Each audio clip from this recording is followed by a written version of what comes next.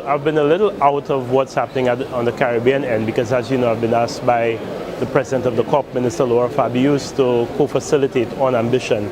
So I've had to step out slightly of my role as a Caribbean minister and Caribbean negotiator, and my focus has been trying to close the gap on ambition. And ambition is an area that's very important for us in CARICOM because the issues there, they relate to the temperature goal, whether it's 2 degrees Celsius or 1.5 degrees Celsius. And if there is a reference to 1.5, how is 1.5 referenced?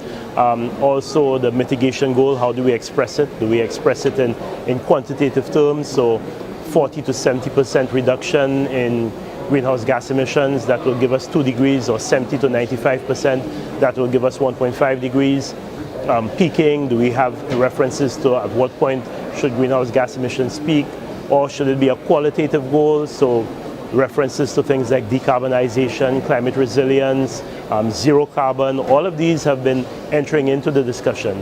Another issue that is of importance to us in the Caribbean, and we've said is one of the things that we're fighting for, is the cycles. That Caribbean negotiators have always said that we should have 5-year cycles so that you review the level of ambition every 5 years, and if it is that we're not on track for 1.5 degrees Celsius, that there can be some increase in ambition.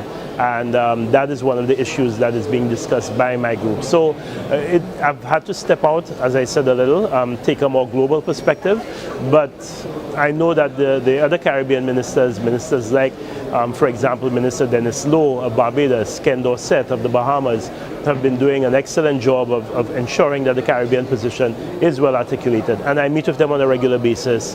I'm also very, very pleased by the presence of the Secretary General of CARICOM, Ambassador Owen LaRocque, who's been with us throughout for the entire 2 weeks, and that has made a huge difference. And I really want to thank the Secretary General for the amount of time and effort and energy he has invested in this process. I think it has really helped to coalesce and coordinate the Caribbean's position. So I can say that at this point, 3 days away from the end of the COP, because I believe this COP will end on Friday, we as Caribbean negotiators are not in a bad place. There's still some things that we have to fight hard for.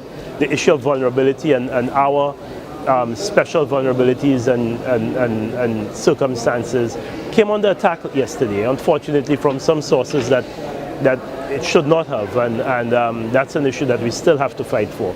Loss and damage is still an unresolved issue. There are big differences, I think, between the parties.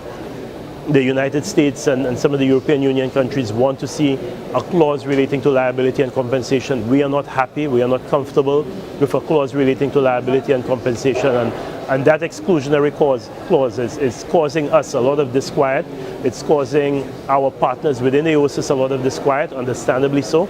And from what I've been told, G77 has also rejected that clause. So that is a very big bridge to cross, and I'm hopeful that the negotiators, the co-facilitators on loss and damage and adaptation, my friend, the minister from Bolivia, Rene, and the minister from Sweden, that they will be able to bring us closer together. So there's still a lot of work to be done, but I think we are moving in a good, positive direction.